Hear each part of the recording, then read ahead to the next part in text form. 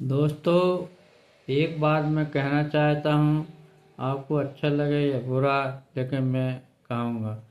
दोस्तों, ईमानदारी की सूखी रोटी खाकर जीवन व्यतीत कर लेना वो प्रभु को बहुत ही अच्छा लगेगा। किंतु यदि बेईमानी की हलवा पूड़ी मिले, भ्रष्टाचार की खून से रंगी हुई इस महलों में आनंद प्राप्त करने का मौका मिले तो उसे त्याग कर देना।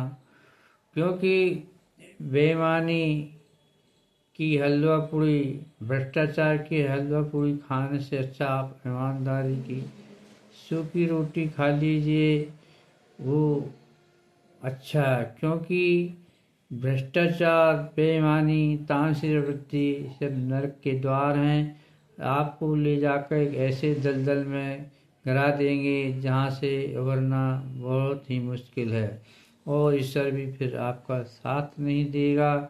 और यदि आप ईमानदारी से अपना जीवन व्यतीत करते हैं, सात्विक भोजन, आचार विचार रहते हैं, ईमानदारी से भरा हुआ जीवन है, आप कितना भी गरीब हैं लेकिन ईमानदारी आपके नस नस में है, रोम रोम में है, तो भगवान भी आपका साथ देता है। स्वराज जी ने अपने बचपन में अपने सखा कृष्ण के साथ हल्की छोटी सी बेईमानी की थी। कृष्ण भगवान के हिस्से की चना खा गए थे। कृष्ण भगवान ने पूछा, क्या कर रहे हो? तो सुदामा ने जवाब दिया, नहीं कृष्णा, ठंड में ये दांत किटकिटा रहे हैं, कप रहा हूँ, कुछ नहीं कर रहा हूँ। कृष्ण तो अंतर्यामी थे, सब कुछ जानते थे कि सुदामा मेरे हिस्से का चना खा रहा, जो गुरु माता ने दिया था मिलकर खाने के लिए। क्योंकि सुदामा मित्र बचपना था, नादान था, उतना ज्ञान नहीं था कि सत्य, झूठ, बेईमानी क्या होती है। अंत में उसे पूरा जीवन पर्यंत कठोर गरीबी में रहना पड़ा। जाने जाने के लिए मोहताज था। जब उसकी पत्नी ने कहा, जाओ कृष्ण की शरण में जाओ, कृष्ण के पास जाओ, कृष्ण को मनाओ, तो जब रामा जी कहते हैं, मेरा गहरा मित्र है, मुझे तो पूरा संसार की धन दौलत दे देगा, लंकेश से मुख से जाऊंगा, मेरे पास तो कुछ भी नहीं। तब की पत्नी ने पोटली में उधार से पड़ोस में चावल मांग कर लाई और उसे दिया, ये लो पोटली, अपने मित्र सुदामा को दे देना। तब रामा जी द्वारका गए। वह विचित्र हालत में, इतनी गरीबी थी, कोई पहचान भी नहीं दान पड़ता था कि कौन है। इतनी गरीबी अवस्था में थी। गया द्वारपाल से पूछा, मुझे अपने प्रिय मित्र सुदामा से मिलना है, मुझे अपने मेरे मित्र कृष्ण से मिला दो। लेकिन तो द्वारपालों को विश्वास नहीं हुआ। ये चिथड़े पे लिपटा हुआ व्यक्ति कैसे महाराज कृष्ण का दोस्त हो सकता है। किंतु जब बार बार विनय करने पर फिर द्वारपाल गया और कृष्ण से बोला, महाराज, द्वार पर एक गरीब व्यक्ति खड़ा है, फटे कपड़े पहने हुए, वो अपने आप को सुदामा कहता है और आपको दोस्त कहता है। जैसा ही ने अपने दोस्त का नाम सुना, नंगे पैर दौड़ पड़े, मेरा दोस्त सुदामा आया है मुझसे इतनी दूर से, मेरा दोस्त सुदामा आया है मुझसे मिलने, और मैं यहाँ बैठा हूँ। और द्वार पर तोरण डोर लगा देते हैं और ऐसे ही जाते हैं, गले से लगा लेते हैं, मेरे प्रिय मित्र, तो इतने दिन तक कहाँ थे मित्र सुदामा, क्यों नहीं मेरे पास आए? और प्यार विल होकर गले से लगा लेते हैं। तब कृष्ण सुदामा को बड़े प्रेम से अपने महल के अंदर ले जाते हैं और सिंहासन में बिठा देते हैं और उसके चरण धोते हैं, उस चरण रस को अपने धारण कर लेते हैं, आचमन लेते हैं, पी लेते हैं। उनकी रानियां रोहिणी, सत्यभामा देखती हैं, ये तो मित्र का जो प्यार था, भाव विवल हो जाते हैं। तब कृष्ण जी बोलते हैं, भाभी जी ने क्या दिया, कुछ तो दिया होगा मेरे लिए, तो बहुत सुख चाहते हैं सुदामा जी। मैं क्या बताऊं।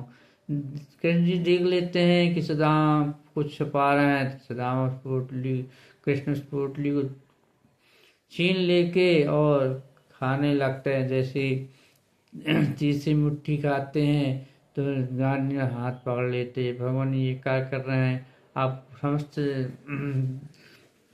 धन संपदा, तीनों लोग की क्षमता आप सुदामा को दे देंगे क्या, कुछ तब कृष्ण जी हंसकर चुप हो जाते हैं। तो देखिएगा इस छोटा सा कर्म था सुदामा का, और उसने कितना कष्ट भोग लिया। इसी कहते हैं दोस्तों, भगवान कृष्ण भगवान स्वामी हैं, अंतर्यामी, सब कुछ जानते हैं, कितना कष्ट भोगना पड़ा सुदामा को। तो दोस्तों इसलिए कहते हैं जीवन में कितना भी कष्ट आए, कितनी परीक्षा आए, किंतु अपने दृढ़ प्रतिज्ञा से ईमानदारी से जीवन बिताओ। ईमानदारी का जीवन, सात्विक जीवन भगवान को भी पसंद है, उन्हें भी अच्छा लगता है। आप कुछ मत को, किंतु सात्विक जीवन व्यतीत करोगे तो भगवान सदा खुश रहते हैं कि मेरा भेजा हुआ मनुष्य सत्य कर्म कर रहा है, सात्विक वृत्ति अपना रहा है, ईमानदारी से जीवन व्यतीत कर रहा है। ये सब भगवान को बहुत पसंद है, क्योंकि तुम्हारे अंतर में स्वयं ईश्वर बैठा हुआ सब कुछ देखता है। भूत वर्तमान भविष्य सब उसको ज्ञात रहता है कि तुम क्या करने वाले हो, क्या सोच रहे हो।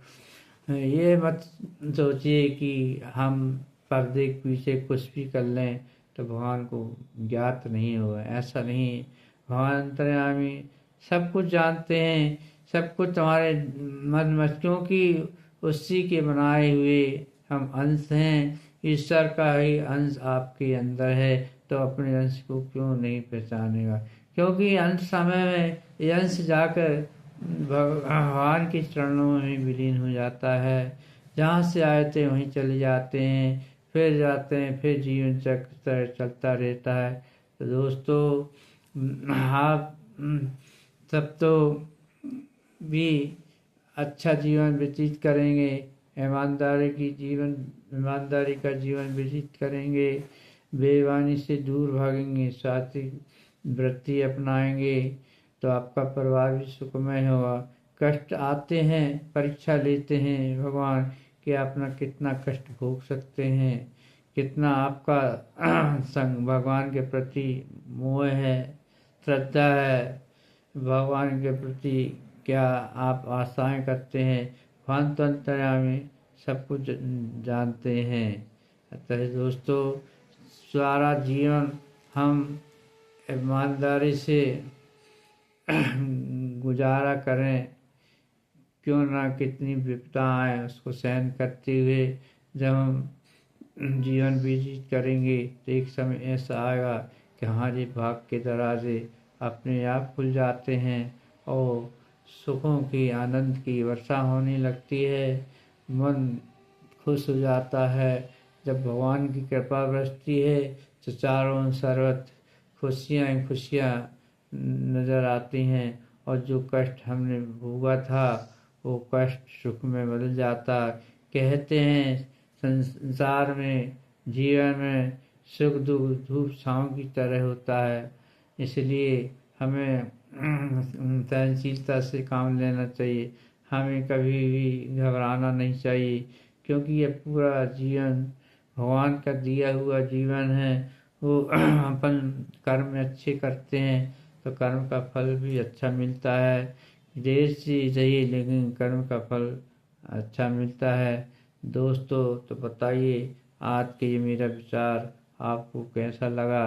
अच्छा लगे तो ज़रूर कमेंट कीजिएगा और लोगों को बताइए कि हम अपना जीवन सादगी से व्यतीत करें, ईमानदारी से व्यतीत करें, लालच मोह माया में न पड़ें और भगवत चर्चा करते रहें, ईश्वर से प्रार्थना करते रहें, सबके लिए प्रार्थना करते रहें, सब खुश रहें, ये भक्त पर भगवत कृपा बरसती रहे। यही मेरी कामना कि आप सब भी खुश रहें और हमेशा अच्छा आचरण करें।